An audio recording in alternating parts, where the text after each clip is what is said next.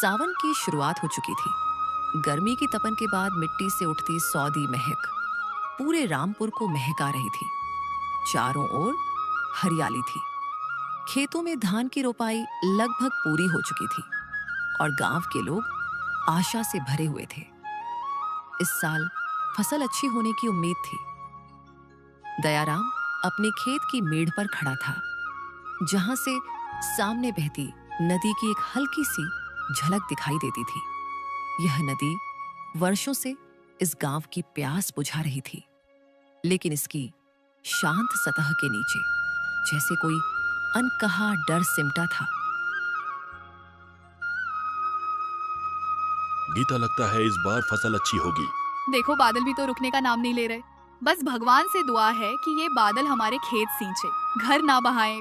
माँ, आज मैं स्कूल नहीं जाऊँ क्या? पानी बहुत गिर रहा है। जा बेटा, ज्ञान भी तो बारिश जैसा है, जितना भीगोगे उतना खिलोगे। बंटी झोला उठाकर चला गया। पैर कीचड़ में ढसते पर चेहरे पर मुस्कान थी। बारिश धीरे धीरे तेज होती गई। अब बादलों की गड़गड़ाहट में कुछ नया था, जैसे वो चेतावनी दे रहे हो। 4 दिन लगातार बारिश के बाद गांव की नदी का जलस्तर बढ़ने लगा। निचली बस्तियों में पानी भरना शुरू हो गया था। भाइयों और बहनों, बात बिगड़ने से पहले हमें निचले इलाके खाली कराने होंगे।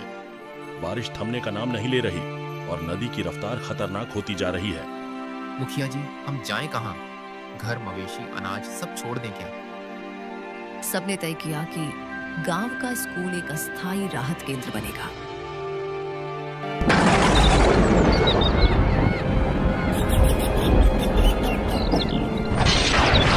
दयाराम ने घर लौटते ही सबसे पहले अनाज की बोरियों को ऊंचाई पर रखा, फिर मवेशियों को खोलकर सुरक्षित जगह पहुंचाया। घर की दीवारों में पानी घुस चुकी था। गीता धीरे धीरे जरूरी सामान समेट रही थी। कपड़े, कुछ कीमती सामान, बंटी की किताबें और एक पुरानी भगवान की तस्वीर। यह घर, इसमें हमारी हर याद बसी है। अगर जान बची रही तो फिर सब बना लेंगे, घर भी, खेत भी, अनाज भी। गीता, यादें दिल में रहती हैं, ईंटें तो फिर लग जाएंगी।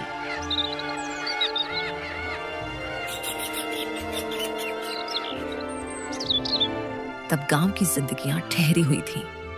कोई दीवार से टेक लगाए बैठा था, कोई रोता था और कोई खामोशी से बाहर टपकती बारिश को देखता था।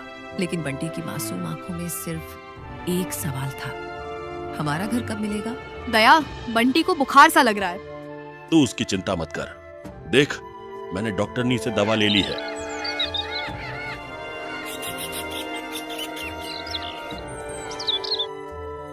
तीन दिन बाद गांव की एक टोली, जिनमें बनवारी लाल और दयाराम शामिल थे, हालात देखने गांव पहुंचे। कई घर मिट्टी में समा चुके थे, पशु बह गए थे, फसलें चौपट थीं।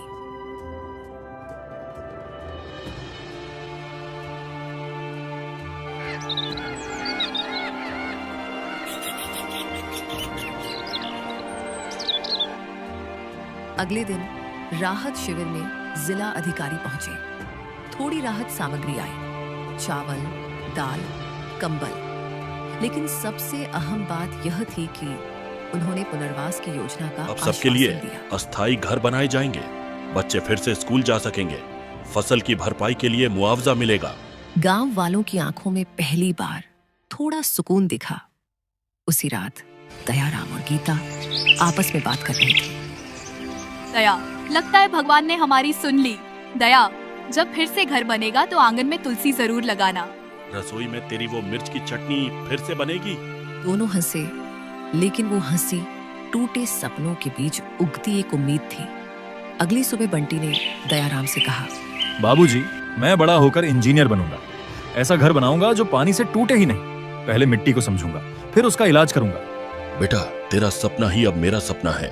मानो या ना मानो, मेरी जिंदगी बर्बाद करने में ना मेरे दोस्त का सबसे बड़ा हाथ है। हम दोनों वही है मित्र, जिसके सब्र का फल कभी मीठा नहीं होता, हमेशा कड़वा या तो सड़ा हुआ ही होता है। हमारे साथ के साथ भी होता है यार।